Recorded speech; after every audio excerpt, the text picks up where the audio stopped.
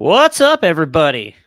It's Chris Moxley, Matt Bruening here with another episode of Campus2Canton Live. We've got a lot of interesting things we're going to talk about today. We're going to talk about the CST. For those of you who don't know what that is, I already forgotten. I literally just looked it up. We and Chris were talking about this before. college sports tomorrow or something like that. You got it.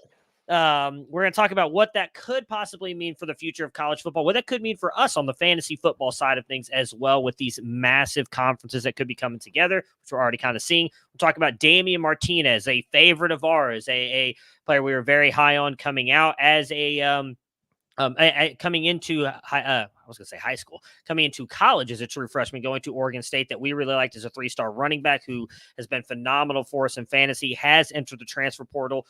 While it seems like Michigan State is the obvious fit in following Jonathan Smith, we'll talk about that and what that could mean for him going there. And then Chris and I are going to talk a little bit about either or with some players in our ADP. Obviously, if you've seen the thumbnail, one of the duos we'll be talking about, Quinn Ewers versus Arch Manning. But Chris, I'm going to start this show off the way Felix loves every podcast starting off. How you doing today, buddy? What's going on?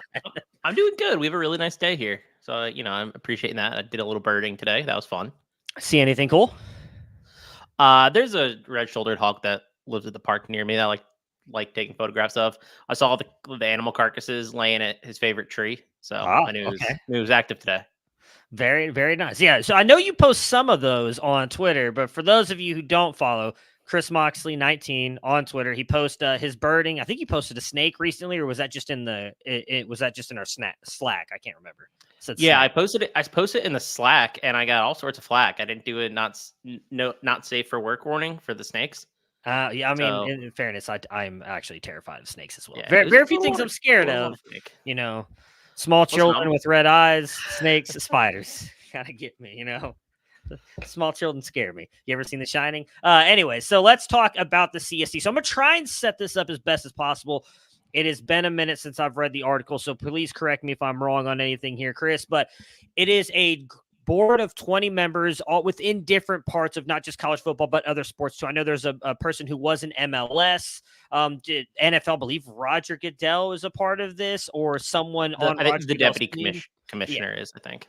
Are all on this thing, and they're looking at a way to quote unquote save college football. I think it's more of trying to save college sports and breaking college football away from that in a way, and I'll explain what I mean by that here in a minute.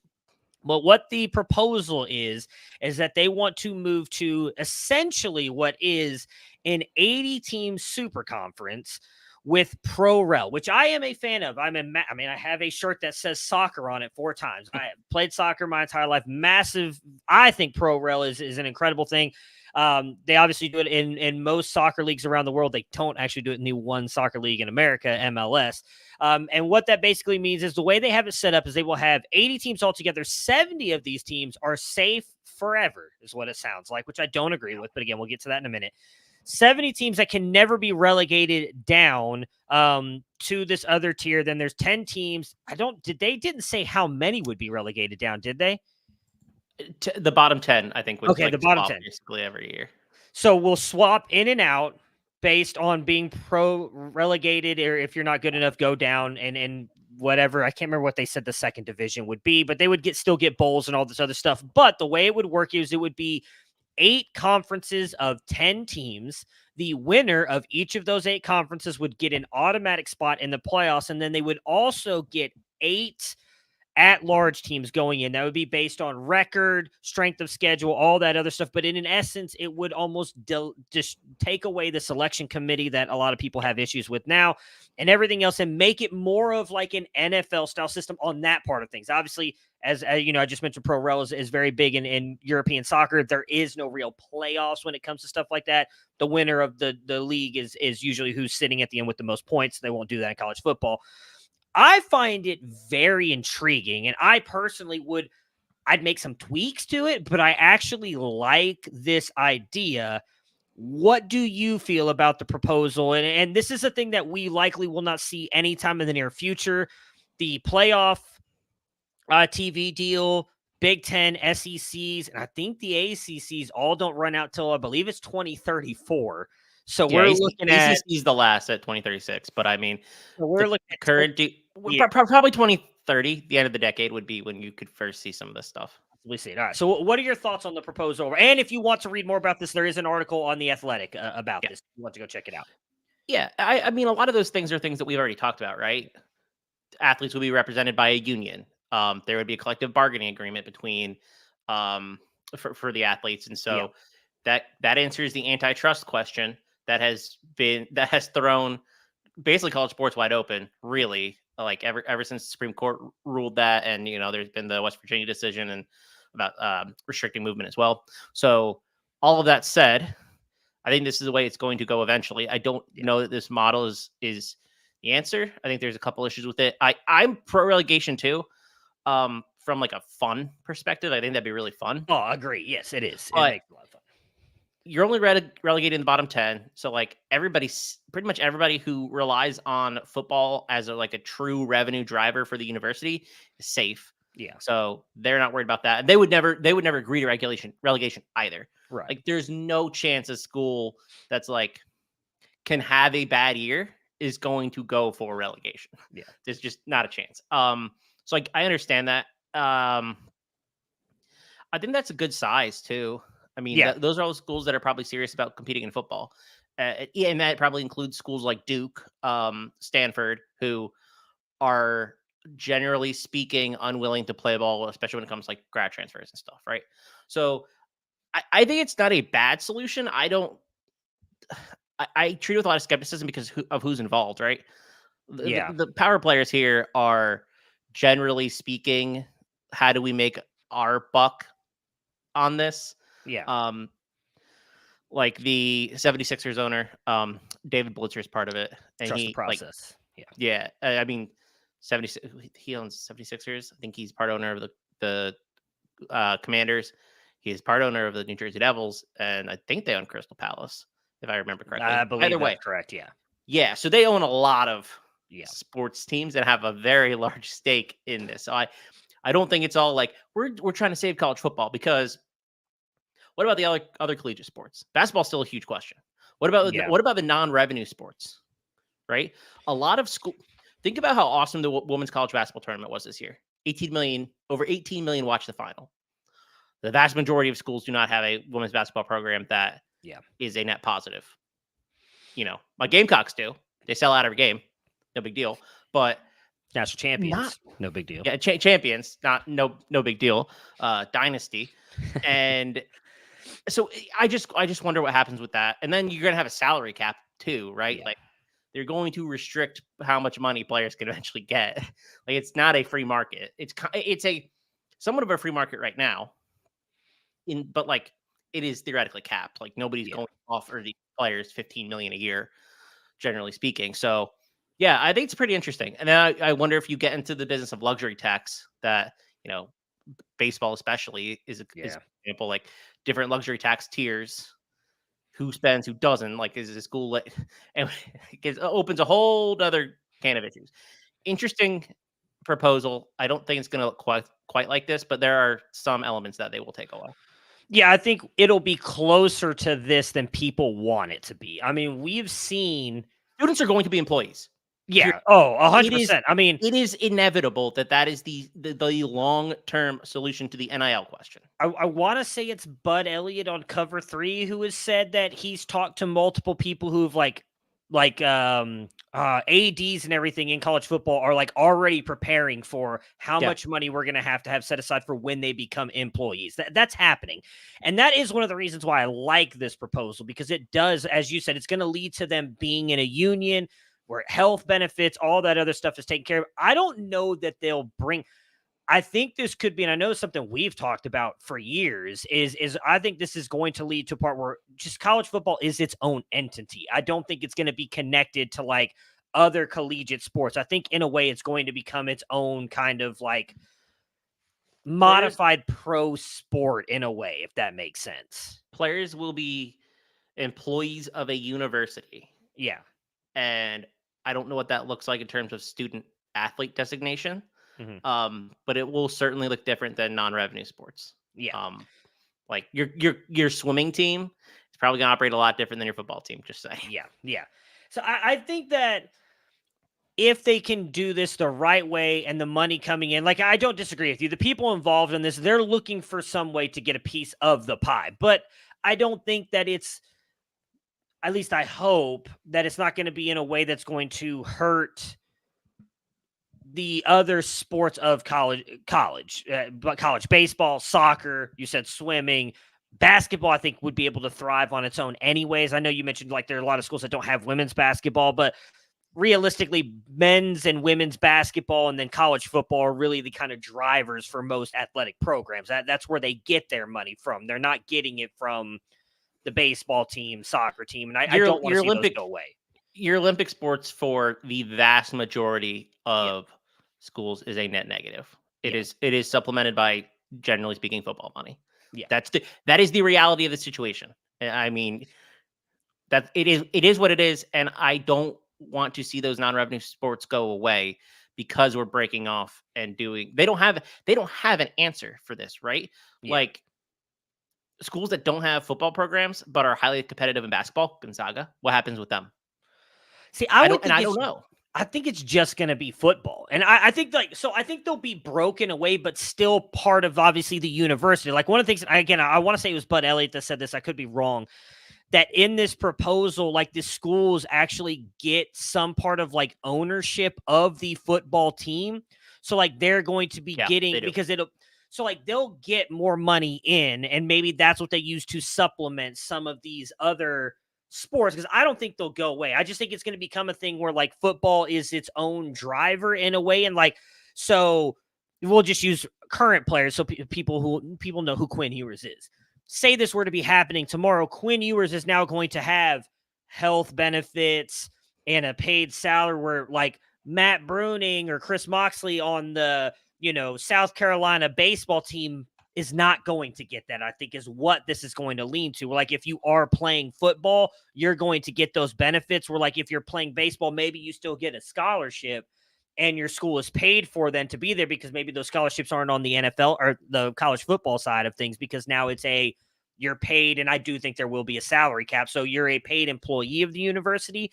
So now all that stuff goes over to the other sports to keep them around. So I don't think even college universities want to see these sports and everything go away either. It's a great driver for some of them. There's a lot of schools that use that as like hey, you should come play for Duke University because we have a baseball team, swimming team, and so on and so forth. Yeah, and some of these sports do get NIL, but it's not enough to supplement like the operations of a team. Yeah, like it costs a lot to operate like Olympic sports for traveling and for everything. Like it's not cheap, and that they operate in a net negative. I just don't want. That's the one concern that I have, because this group does not care about that. Oh yeah, at all. They have no that TV execs probably don't care about it either, right? Like it's all about making money, and so that is the only concern that I have with this proposal and what happens in the future, where that money goes. Which the travel part of it, I think, actually could be diminished if they do the 10-team conferences, because I do think we will go back to more regional. Yeah. We're not going to, like Oregon, Washington, USC are not going to be it if they, let's say they keep it stays the Big Ten, because there's only going to be 10 teams in there again. If they do this, it is no longer going to be Oregon, Washington, and USC. They will likely be back over on the West Coast with Arizona State and Arizona, and we will see those. And I think that will make it a lot more fun for the people who believe in college football being more of like a regional thing. It's going to be Ohio State, Michigan State, Indiana, maybe you even get to see like a Missouri up over in that division now instead of out of the SEC. Like that, I think is going to make it more interesting. Where I think, we said at the beginning of this, like how it could change things from a fantasy football kind of thing for us, or college fantasy football, is I also think that gives us more of, at some point, let's see, so 10 games, I don't think they would. You think they'd play a 10-game schedule? Or a 10, no. They play, no, I mean like they'll play 10 teams, and then 3, we'll still get some kind of out of conference games, but I don't know. We'll get out of division games, but I don't know that you're going to be playing, like I don't know that Texas A&M is going to play like Mercer, Bowling Green. right? Yeah, I think that's what I was trying to say. It's going to go away from that. Like, I think we won't see Ohio State. Well, maybe, because they did say they're going to have that second conference, and those teams can be promoted up into those 10. I don't know how that would work, to be honest. I don't know how it works in the Premier League either. They don't play each other. So, like, if your team, your guys, the Brentford Bees, as anybody doesn't know, Chris Moxley, massive Brentford fan. Buzz, baby.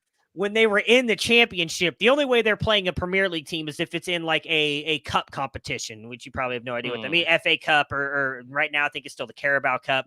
The Euro, where all the best teams play. Premier. Yeah, they're definitely not playing in the Europa League, Europa Conference League, or the Champions League. Brentford hasn't quite made it there yet. Maybe one day. We need some oil money. Yeah, definitely. But they would only play, like, say, the Manchester Cities, Manchester United, Liverpool, Arsenals of the world. So those would be the Ohio States, Oregons, Alabamas, Georgias of the world if they were in that cup competition. Otherwise, they're only playing the teams in the championship division, realistically. And I don't know that it's feasible to do that, to not do that with this proposal, because a lot of those schools rely on those checks. Right. Every year. I think a lot of it would come down to how much money would the TV deals be? I think that's what's going to be the biggest driver here. And I do think they will get money. Like, the second tier will get money. They just won't get the same. Obviously, it'll be proportionally split depending on who brings in the most revenue. But theoretically, they should get more money than they get now. So it would be a net positive in terms of TV contracts and whatnot. But again, this is like not the. We don't have all the answers. Yeah, I agree with you, though. It's going to be something close to that in the near future. I mean, we've seen more change in college football in 2 years than we've seen since I've been watching college football for the past 20 plus years. And this is the most change I've seen in college football over the past couple of years. It's only going to continue to change. My biggest thing would be I would really love to see the 10-team divisions, because, like I said, I really think it'll bring that back, and it'll bring back what everybody loves, like with the rivalries and all that other stuff. You'll see, like I said, I think we'll get back to like Oregon, USC, UCLA back over on the West Coast with Arizona State and Washington and teams like that. It'll make things, I think, a lot more fun. We have one Felix. I mean, this is an easy question for me to answer, but I don't know if you have an answer. Felix Sharp asks in the comments here, if you guys didn't play fantasy football, what fantasy sport would you play? I play fantasy baseball, so probably would just stick with that. I've played fantasy soccer once, or the EPL one. I want to get in with Austin one year. He offered and I didn't take him up, and maybe I'll try that next season, but I probably wouldn't. Oh, I hear he's very good, but like I'm saying I wouldn't play a different fantasy sport. I just would dedicate my time elsewhere. Oh, I mean, I played fantasy hockey. I played fantasy baseball. I've played fantasy basketball. Like, I played them all. I love fantasy baseball. Where it really gets me is when college football starts up, because I play ones where you have to set your lineups daily.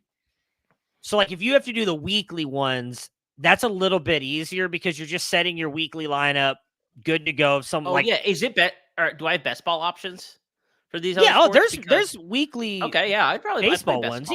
Yeah. Like, and see, I love the baseball thing. I know you're a massive Braves fan, because I do pay attention to like prospects getting called up. Now, I don't pay as close attention as I used to. I could probably tell you like the top prospects on every single team, starting staffs, starting lineups for most MLB teams. Now that's probably down to like 10 to 12 teams instead of 30, because like I'm so into college football, and I've gotten a lot more into soccer over the past couple of years as well, or back into. I kind of took a step away moving into college football. So for me, though, I still play fantasy baseball. I love it. Like I said, my teams really do good for the first couple months, and then when August hits, I tend to sometimes forget to set my starting lineup. Maybe I leave an injured player in, don't switch my pitching staffs out. So it's a whole bunch of stuff. But yeah, I mean, I'd still play fantasy. I've tried fantasy basketball. I just can't get into it. I don't know. That's the one for me. I just can't do. I've never tried fantasy hockey. Although, in fairness, I don't watch a lot of hockey either. So best sport to watch live, but I just don't watch it a lot on TV, unfortunately. It is. Damien Martinez has entered the transfer portal. I believe you had posted he was going to make $400,000 this year, which was how much of Oregon State's NIL? So Pete Thamel said he was making $400,000. Okay. which I have no reason not to believe that reporting. Nice living to make. Earned it too. By the way, Quinshon Judkins was making $750 at Ole Miss. If you want to compare. Yeah. Allegedly, Oregon State raised $2 million in NIL. So if you look at it that way, 20% of their budget was dedicated to Damien Martinez. And I'm not sure that's the whole budget. Right. But their NIL program is not fantastical, right? Yeah. So 20% of your budget on a running back who is good, but I don't think like a difference maker. Yeah. That allows them to spend money elsewhere, I think, at more premium positions. And I hope they do. Because I think that they have, like, they could be good. We like the freshman coming in, Hatcher, right? I forgot what his name is. Did I make that up? Cornelius Hatcher? Does that sound right? It doesn't. So that's why I'm saying I don't know off the top of my head who it is. Because they also brought in, who is it? No, they brought in Felix's guy, and then I actually kind of like Jam Griffin, Gabari Johnson as well, who transferred over to what's Felix's guy that transferred up right from the FCS program or something like that he would never stop talking about. McCoy. Yeah, there we go. I mean, I don't. He's probably not going to be good, so I say that he'll end up being a second overall pick, like freaking Zach Wilson. So, I thought they brought in what's his name too. Maybe they didn't. Am I thinking of the wrong school? Did they not bring in Gabari Johnson, who I think is also I thought was fairly good in that class? I don't remember who they brought in as a true freshman. I think the battle's going to come down to those two. Maybe. Cornell Hatcher. Sorry, Cornell Hatcher. Oh, so running back. Okay. So I called him Cornelius, which I don't know where I got that from. It's close. Maybe it's his middle name. It's he has some fans. But they also have Jam Griffin there at running back. So I don't know. It seems like bad strategy to dedicate 20% of your NIL budget to a running back. But I don't know. I mean, desperate times. They didn't really have a lot. They got hit pretty hard in the transfer portal when Jonathan Smith left. Aren't really technically playing in a conference, unfortunately. So I guess they're going to call it the Pac-12 this year, but yeah. And the thing about Martinez is which is why Oregon State fans are pretty angry, is he had that whole "I'm loyal, I'm not leaving" video that dropped, and then someone probably said, "Hey, we'll give you like $650K if you leave." Hindsight, probably not the best, but you can't hate on the kid. He's doing what's best for him. He's a good player. I mean, I don't know that it's so. There's rumors that other schools are involved. Do you think it's just as simple as he's just going straight to Michigan State to be with Jonathan? Oh, I don't think he's going to Michigan State. Okay, perfect. Because I was going to say Michigan State, to be honest, doesn't have that great of a running back room, so I think he would easily step in and be the starter there at Michigan State. Is he a 750,000, 650,000, whatever that number ends up being, upgrade over Nathan Carter? Because I'm not sure he is. I think Nathan Carter's not that bad. I don't think Damien Martinez is like a special running back either. I think he's good. He's probably could play in the SEC. They probably play in the Big Ten. But I don't think he's like a game break. Like Quinshon Judkins wanted $1 million. Quinshon Judkins, he earned that $1 million. Yeah, he's a much better player than Damien Martinez is. So yeah, I mean, if you're, I don't know. Yeah, if you're telling me Quinshon was getting, which I actually think he's getting more than that at Ohio State. I think he's probably getting $1 million at Ohio State personally. I would guess so. That was his ask from Ole Miss, and they said no. Yeah, I mean, because he's already making like $750. If you're telling me he was making $750 at Ole Miss, I don't personally, granted, maybe, bias here because I'm a massive fan of Quinshon. I don't think that Damien Martinez personally is on his level. But I'm also not going to begrudge the kid if someone's saying, hey, Damien Martinez, we're going to pay you $750,000 to come play running back at our school. I would also say, hey, I know I said I love Oregon State, but where do I sign? I mean, again, that is a large amount of money for a guy who, I think he's going to get drafted. I don't think he'll be a day 2 pick. He's probably an early day 3 guy. So, I mean, that's still in a way could be, I wouldn't say life-changing, but that's a lot of money. I don't blame the kid. I don't blame any of these kids who are taking NIL paychecks. But I kind of understand why Oregon State fans are mad. I 100% get why they're mad. I get it. I have no problem with any fan being mad about a player leaving their team. I think there's certain limits you can go into that. Like in my opinion, you don't need to be harass tweeting players. at them. Yeah, death threats, stuff like that. But like, if you want to be mad and say, hey, I mean, look, personally, I don't get I'll use LeBron James as an example here, being a Cavs fan.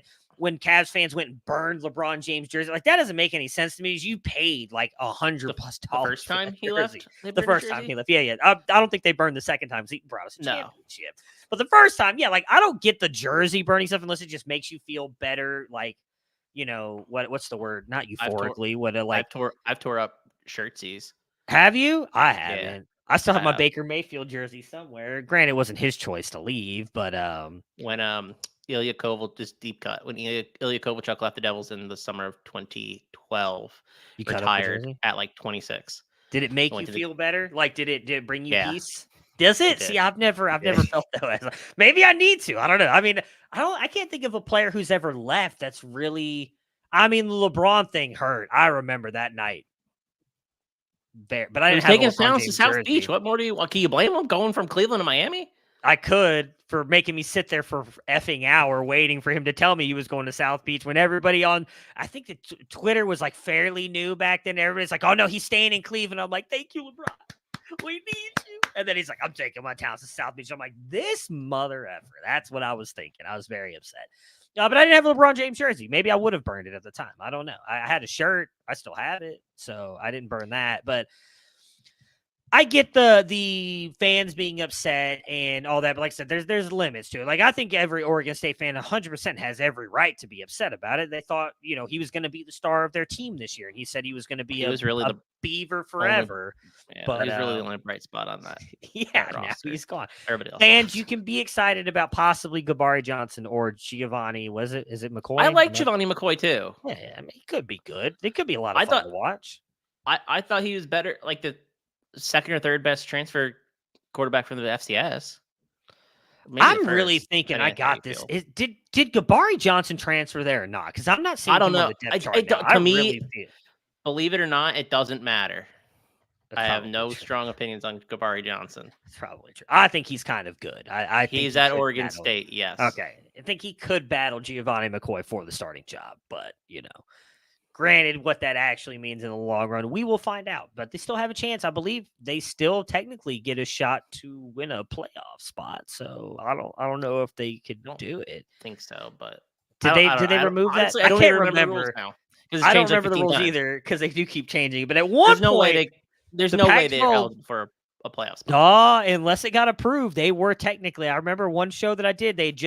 It got denied. Maybe they did switch it because I do remember the committees had voted on something recently where they were switching the way the format was. But before then, it was every conference got the automatic bid in, and Pac-12 was technically part of that because I believe it was Oregon State's AD and Washington State's AD voted against them not being able to have that. So I think even if they were like 5 and whatever, could still technically get into the playoffs. But that might have changed. I think they basically settled it and said, no, this is not going to happen, and we'll give you a bunch of money. Fair. I mean, money usually solves many people's issues. So is there a team you would like to see him go to outside of, since again, Michigan State seems to be the popular fit. I don't know that he'll go there either, but that I don't know that it's a money issue for Michigan State, but their NIL program is okay. Yeah. So I've heard from various people, Miami, LSU, and Texas. I'd love LSU. So I don't know how much. So he's from the Dallas area. Yes. Yeah. I think Texas makes a lot of sense, to be honest. Like I didn't think Cedric Baxter was all that good last year. Jadon Blue is like always hurt. There are questions, I think, in that room that could thin out fast. So if Texas, I've heard Texas a couple times now, and so I don't know that that's going to happen, but it sounds like they're making a play. Miami makes sense too because Mark Fletcher's still recovering from an injury. LSU makes sense because I don't think that it's totally solidified that Caleb Jackson's going to be like the guy, and they have a lot of confidence in him. So those are the schools. I've seen Tennessee thrown around a little bit. That makes sense too. Because we don't know what Cam Seldon is right now. Who else? Ole Miss But if they weren't going to pay Judkins, I don't think they're going to pay Damien Martinez. Yeah. I mean, so those are the schools that I have heard. Maybe getting I hate saying the word discount, but like if he's going to be willing to go in there for the $750, say they were paying Quinshon again, I don't know that Damien Martinez is worth what you were paying Quinshon personally, but Ole Miss is set up as like one of those teams that could win their conference. I mean, realistically, in my opinion, they're probably right there with Alabama in that second tier below, in my opinion, is Georgia, Texas in that tier 1. And then it's Alabama, Ole Miss right there in tier 2. So they could realistically at least compete for an at-large spot. I don't mind the Texas one. People were mad when I said this yesterday. Because everybody has so many shares of Cedric Baxter, I think, and that's where you feel like if you're bringing you would think if they're bringing in Damien Martinez and paying him a decent amount of NIL, it would be quote unquote some kind of guarantees that he's going to be the starter, which I don't know that Sark would do that. I think they would bring him in and say, hey, I mean, we saw that even last year. We saw that with Bijan. He's not afraid to run more than one running back. I think overall, Baxter is a much better player than Damien Martinez. Now, we did not get to see a lot of that last year. Personally, though, I think he didn't play like it last year. I'll tell you that. Yeah, right. Texas has the money. Yes, they're his home. Yeah. They're. I mean, Austin. I don't know how far Austin is from Dallas, but it's like a 3-hour trip. Yeah, it's great. That's nothing. His family can come see him. We'll get paid more. I mean, I don't think it's a bad fit. But Miami's in on every single player that enters the portal, as always. I mean, Miami makes the most sense if you're looking at it from they have, at least in my opinion, if Damien Martinez were to walk into that room today, even with Mark Fletcher, say Trevante Citizens back to 90% of what we hoped he was going to be, we don't know that'll ever happen, unfortunately, with the multiple injuries. Like, even as good as Mark Fletcher was at times last year, I think Damien Martinez walks in and is by far the best running back in that room. So if he can make the money, steps in, I think starter from day one and making good money. Where they have Chris Johnson Jr. still there. Is it Jai Allen still there? I don't think he transferred out.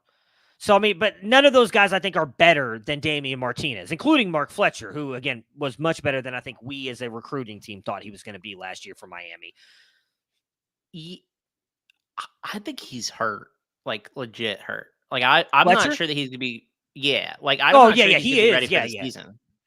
But I'm saying even if he's back and healthy, like none of those guys, in my opinion, are better than Damien Martinez. So, like, I think he easily steps in and is the guy for Miami who is, they continue to try and make the U back. I don't know that they're going to be one of the better. I don't think they make the playoffs this year, even with the expanded playoff. But Damien Martinez at least helps with that. I mean, if you're looking for the spot to get paid, make the playoffs, and probably boost your draft stock, it's Texas out of the team. Texas and LSU. I take that back because I think LSU also is, if they can figure out the defense, a contending team to make the playoff this year because we as a group here believe in Garrett Nussmeier as a quarterback. I think the wide receiver room is going to be just fine. The offense should be good. Kyrie Brown, so who knows? Are they really? This is stupid rumor that was going around. Gotcha. On Twitter this week. We'll see. I get it if you're someone who rosters Cedric Baxter, being a little bit upset with that, but I still think Sark will find some way to run both of them. I actually think that hurts Jade on Blue more than anybody else, and if that's the case, like maybe Blue just transfers out because they are bringing in, I want to say, I don't think he was a 5-star. I know for sure he's at least a 4-star, and Jarrett Gibson, the running back as well, so like they could use him. If Blue transfers out, which I would like, actually, I prefer Blue transfer out somewhere else. I think he's talented enough, especially if maybe he goes to like a G5 program to actually be really good for us on the fantasy side of things. But I don't think that he would do that unless Damien Martinez comes in. So we'll see what happens with Martinez. He just entered his name in the portal. Was that like 2 days ago? No real solid reports on where he will go. A lot of rumors. So we'll see an interesting player, at least from the fantasy side of things. Speaking of fantasy, we've got a ton of drafts going on, and we've pulled some ADP. If you guys listened to Campus Life earlier this week with Austin and Colin, they talked about a lot of the ADP movers and sliders and kind of the players that they were looking at. Me and Chris are going to do a little bit of a different exercise here. players that are connected in some way or another, and their ADPs in which way we would rather go. And we're going to start, of course, because and I'm an Ohio State homer, we're going to start at Ohio State. We're going to talk about a couple things here at Ohio State. But the main one being, and they have their spring game this Saturday as well. So whatever time you guys are listening to this, we're recording this on April 10th. Their spring game is this week. I believe it's this weekend. Devin Brown, from all the reports, has been by far the better quarterback over Will Howard so far through all of the spring reports, including the people that I talked to have said that he has by far been much more impressive than Will Howard. They have given the qualifier of, hey, he does know the system, has been here for a couple of years, so let's give Howard some time. But Devin Brown has been much better. According to our ADP right now, Will Howard is coming off the board at 93.3 and Devin Brown 218.9. If you could only draft one of those, Chris Moxley, which one are you taking and why? Not Will Howard.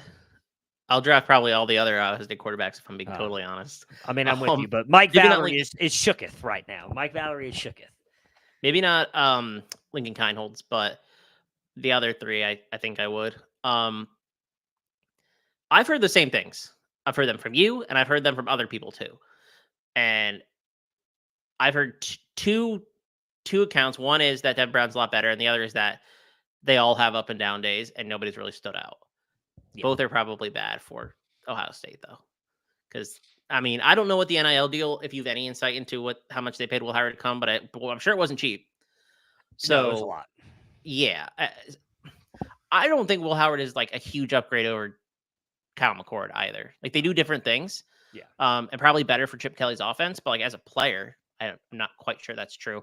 I don't know. I didn't like the Will Howard when he went there in the first place. Like, I just don't think he's that type of talent.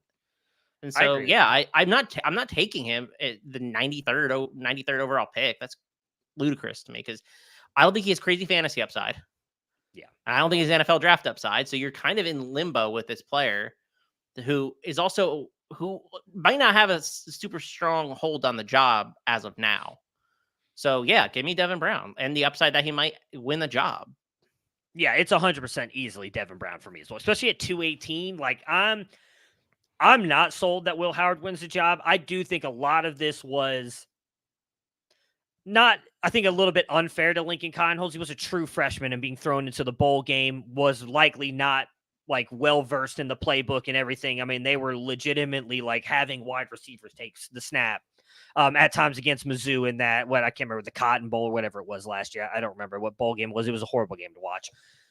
But I think they did bring him in more as a depth move. I think they had to pay him that money because there were no quarterbacks left at that point in time. I mean, and I think a lot of this narrative around Howard being this great player was because USC was going after him and Ohio State did. And so everybody said, oh, well, if Lincoln Riley and Ryan Day are trying to get this guy, he's clearly good.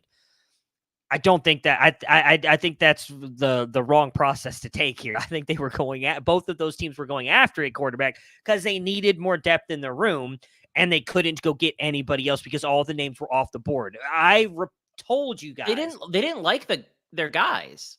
It was obvious. 100%. USC wasn't confident in Miller Moss. They need to bring somebody else in. Yeah. And then Ohio State was not confident in Devin Brown. They had nothing to prove with Devin Brown. Dude literally played a drive and got injured in the bowl game. We did not get to see him after that. For those of you who may be new here and did not see this, I flat out told you, I have a source at Ohio State who flat out told me they tried to get Michael Pratt to not go to the Senior Bowl. They threw enough money at him to make him question that decision. So it's not like they were going. That would have been Will Howard.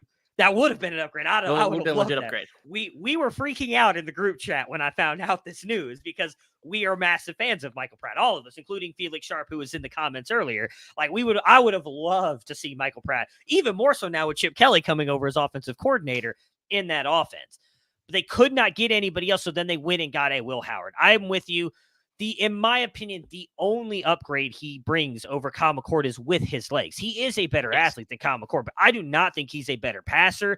And in fact, I might be spoiling this a little bit behind the scenes, and I don't care. You can come for me, Mike Valerie, if you want to. Mike Valerie is almost full-on admitted defeat in his love for Will Howard in one of our chats, saying that he went back and watched some of Will Howard's games, more like not just on the TV Saturday, but actually going back and watching it from a like scouting perspective, and has said that he's not quite as impressed with Will Howard as he thought he was going to be. He's a good player. He is not great. I don't think he's going to elevate this offense in any way. I think this is going to be much more of a running game, regardless of which quarterback they go with. So give me Devin Brown, because if he doesn't win the job and transfers out, I think wherever he goes, especially as I think it will be a step down from Ohio State, clearly, he will be a good player. Yeah. I'm curious because he's going to the portal, Devin Brown, if he doesn't win this job in spring, right? I would think so, yeah. I would imagine we will see 2 of the 5 transfer out at the end of spring. So the big thing will be is if Will Howard doesn't win the job, I don't know that he enters the portal. Maybe he will. I don't know how. All he's got to do is sit back and collect his checks. Exactly. He got paid. I will say it's over $1 million from what I was told is what he's making in his that NIL. Is what I have heard as well. So, I mean, he could just sit on the look, backup quarterback's the greatest job to have, in my opinion, in the NFL, because you're just collecting checks and sitting there holding a clipboard. Why not do it at Ohio State?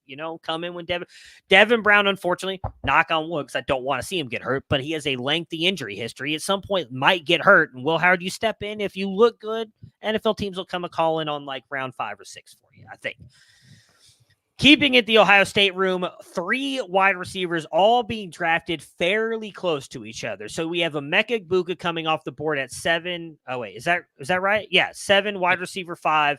Jeremiah Smith at 9, wide receiver 6. And Carnell Tate at 15.1, wide receiver 8. So all 3 of them being drafted as top 10 wide receivers. Currently in our March ADP, though, Jeremiah Smith has jumped Emeka Egbuka. Not surprising to me with all the reports coming out about just how incredible Jeremiah Smith has been.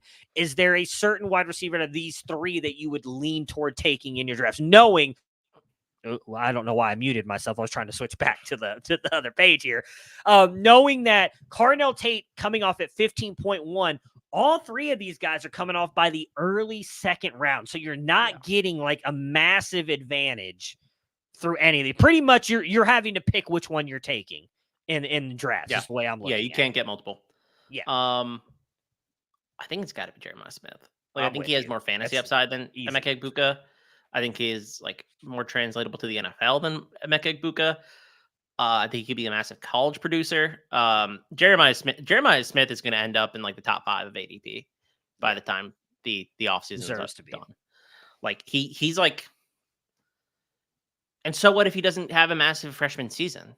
He's going to be on the field. Yeah. Like he might be the wide receiver 3 there to start the year.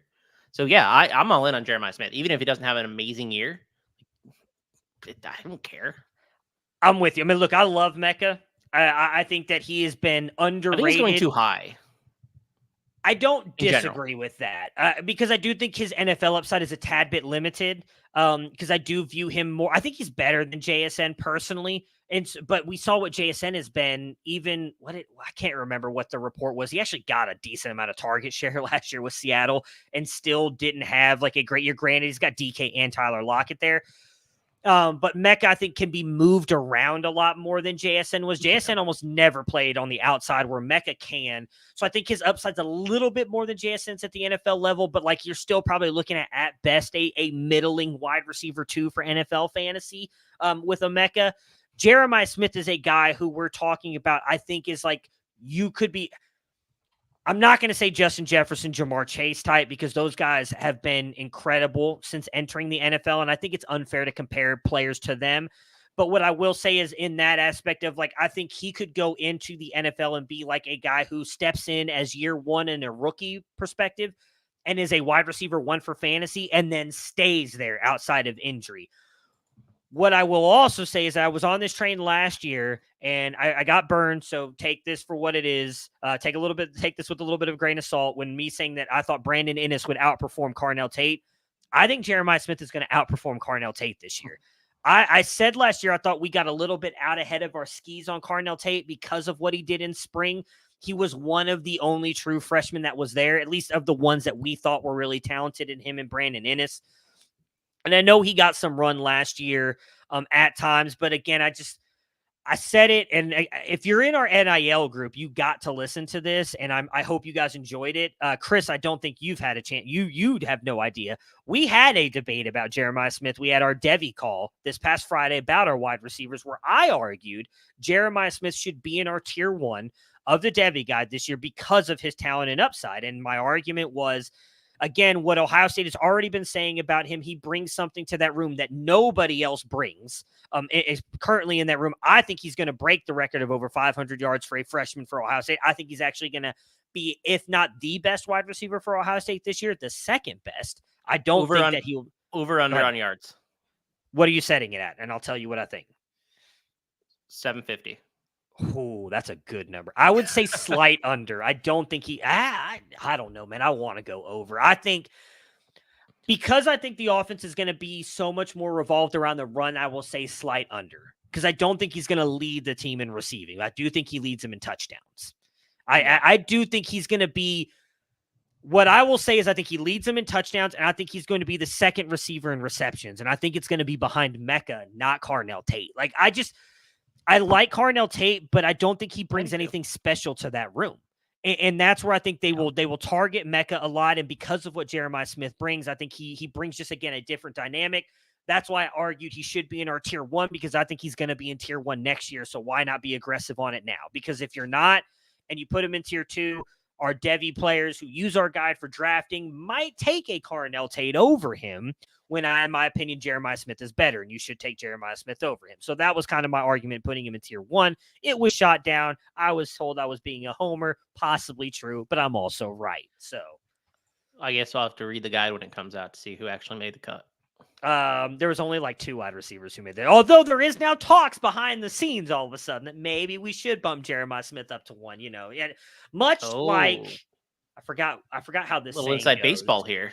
Much like other geniuses, I will not be appreciated. Won't be appreciated until far after my time, and that's the sad part about this. But it's okay. I accept that, and it's going to be okay. Jeremiah Smith deserves to be in tier 1 of the Devy guide, folks. This one is going to be, I think, an interesting discussion, which is, again, the thumbnail here. We talked about it at the beginning of the show. We were going to mention these two. Quinn Ewers coming off the board as QB4 at 19.3, which even as a Quinn Ewers stan, got the jersey right here. It's a bit high, folks.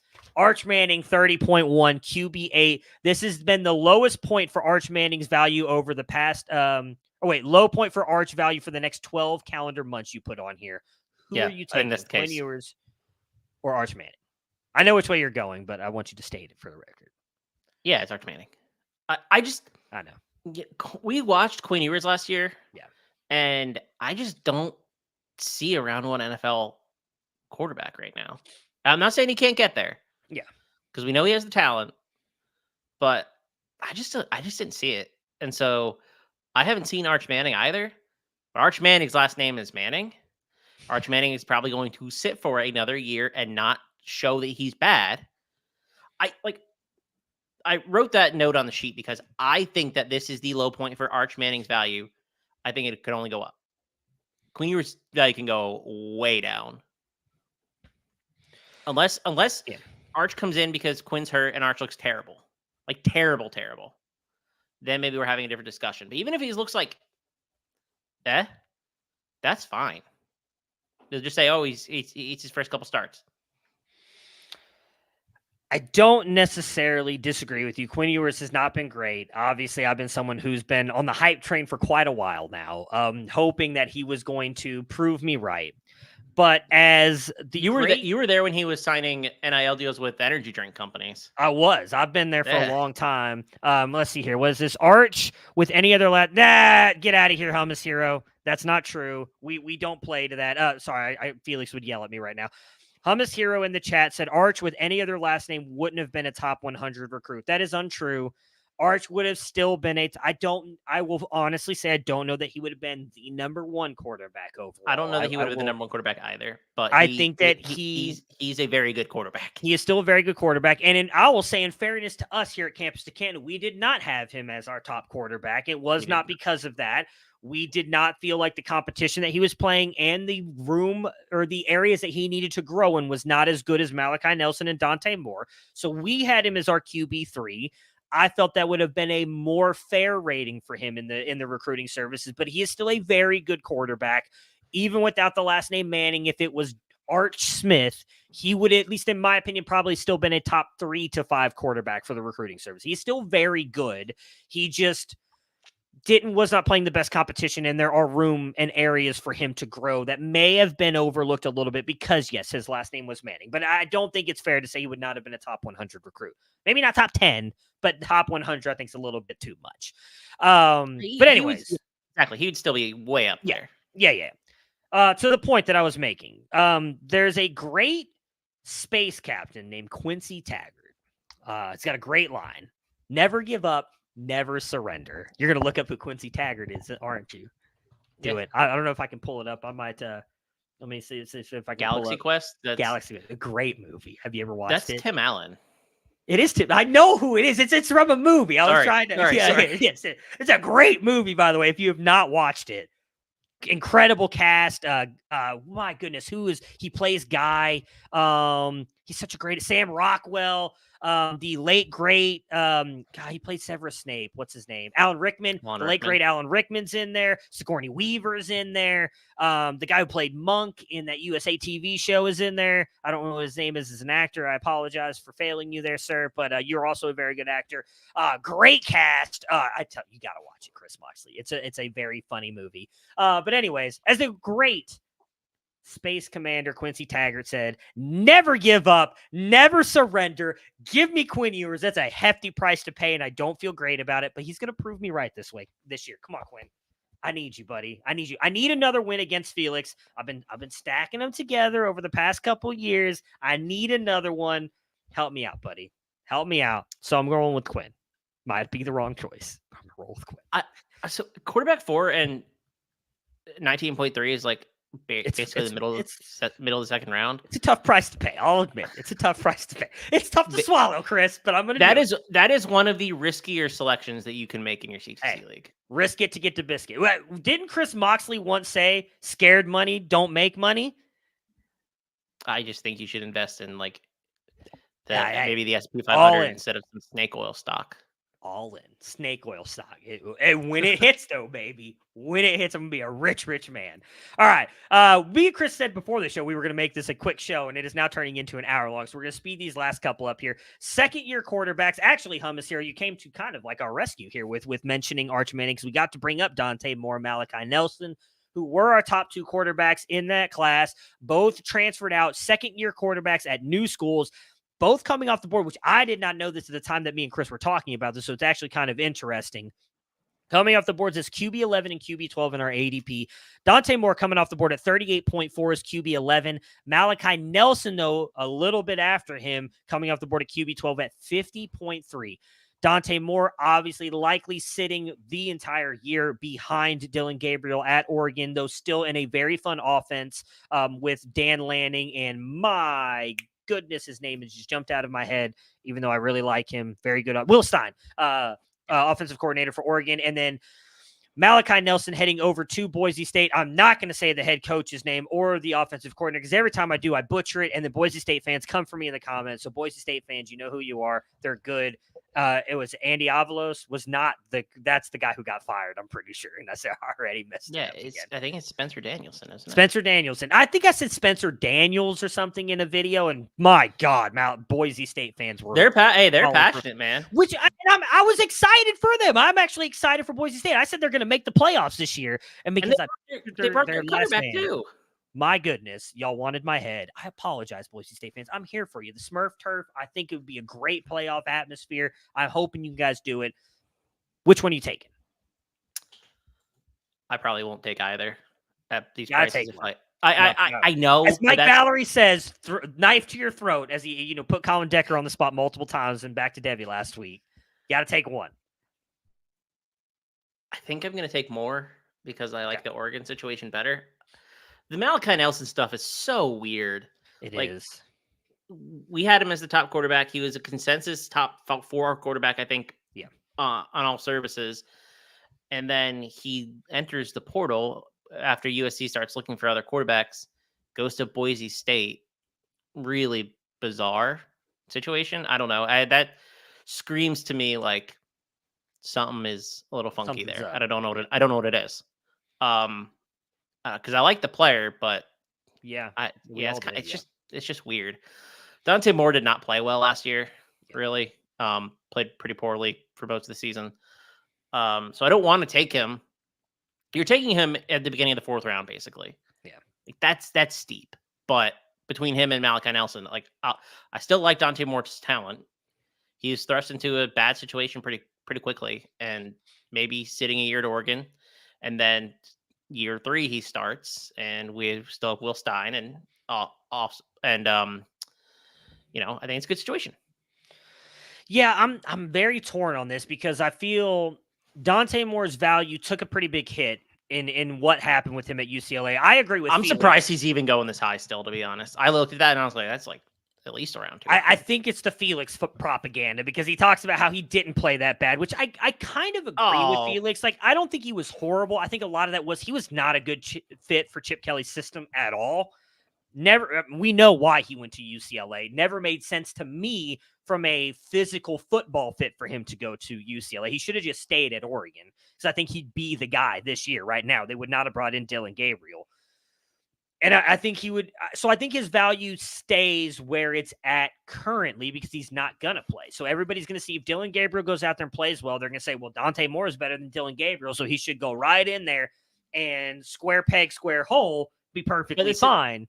This isn't Arch Manning, though, where we've never seen him fail. Like, I thought Dante Moore played badly last year. Like, I don't think we should sugarcoat I don't think overall he was bad, but at times he did play poorly. 11-8 touchdown interception ratio, like a 53% completion percentage. Yeah. Better than I could do. And sacked a lot, of which partially the offensive line, but, like, he was holding the ball too long. Him and Arch are separated by 8 picks in ADP. Yes. And the gap between them, in my mind, is so much larger than that. Which is why I'm going again with scared money don't make money.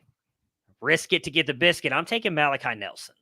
The way I look at it as... You see FF upside there, too. I do see upside. And what I think could happen... Well, fair or unfair, he's going to play weaker competition.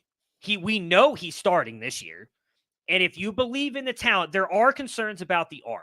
I'll just say one of the rumors is that his shoulder is not good, and that is why only very few programs reach out to him, although he did have Miami coming after him, folks. So he did have a big program coming after him. He ends up at Boise State. If the arm is fine, there's no issues with his injuries or anything like that, and he goes out there and dominates at Boise State, which I think he has the ability to do, because I think he is that talented. His stock will skyrocket, I guarantee you, back up into the top 5 or at least a first-round pick next year. And I think he looks really good, yes. And there's a shot that there will be teams coming for him in the transfer portal. So I will take that because I do think while the 50th pick is still a pretty hefty price to pay, if he doesn't play well, I still think there will be someone that I can trade him off to, or I'm fine just getting out of him. Where, like, I don't know what you'll be able to do with Dante Moore because the stock's not going anywhere until we see him hit the field. And I don't think we'll see that at all this year unless Dillon Gabriel gets hurt.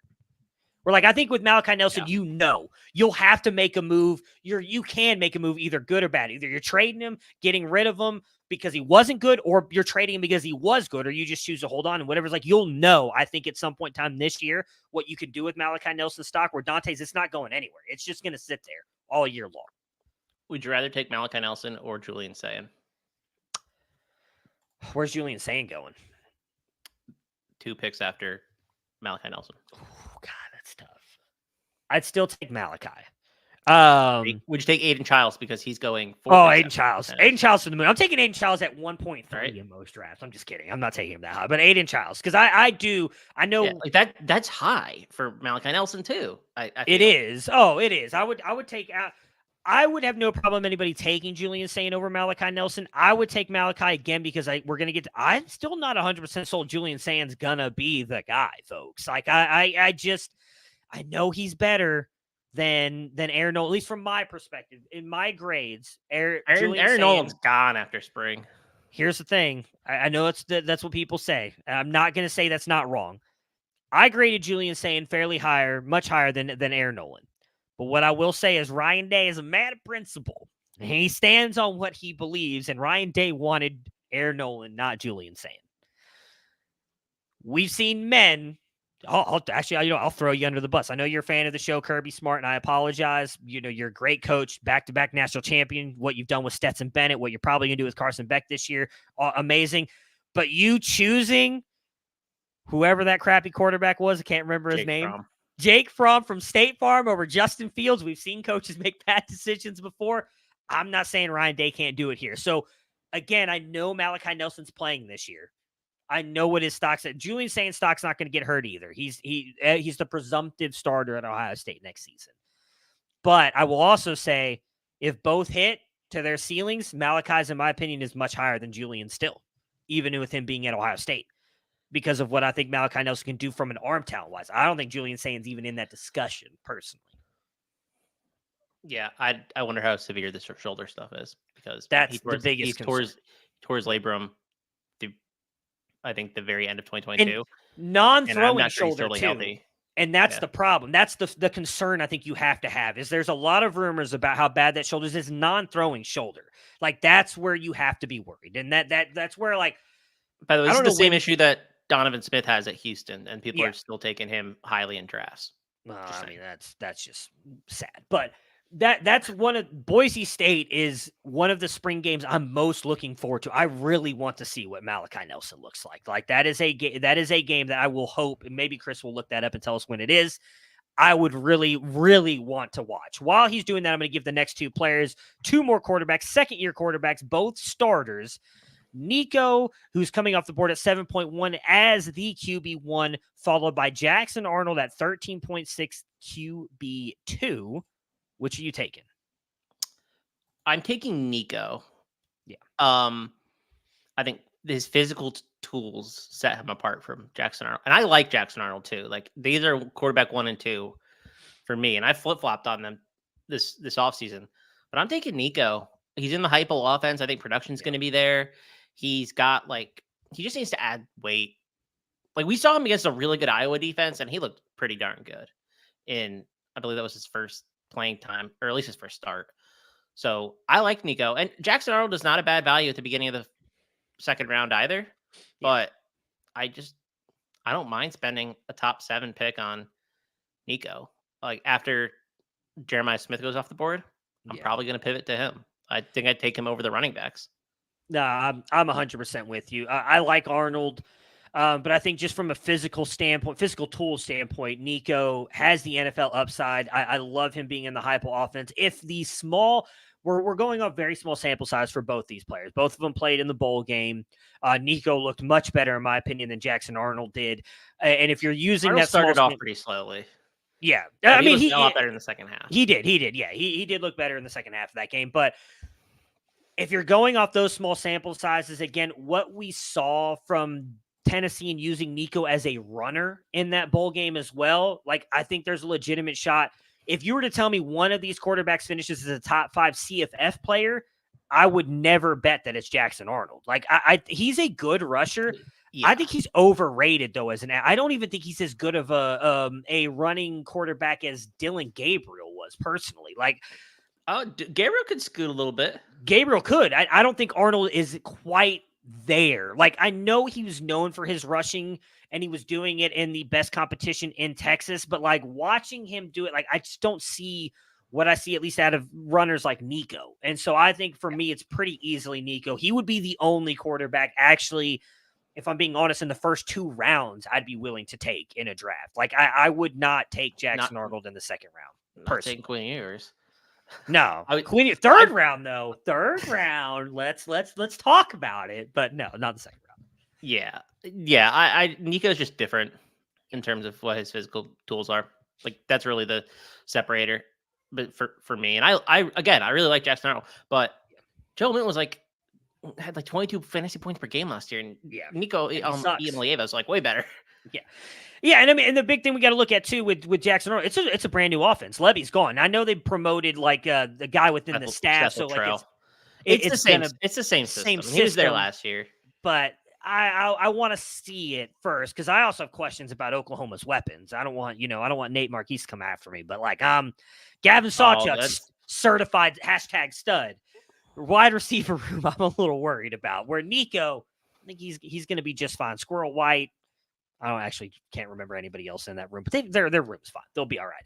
Last one here, second-year running backs. Let's pretend that Damien Martinez is not going to go to Texas because we talked earlier there's a rumor that he might. So Cedric Baxter coming off the board as RB2 at 12.2.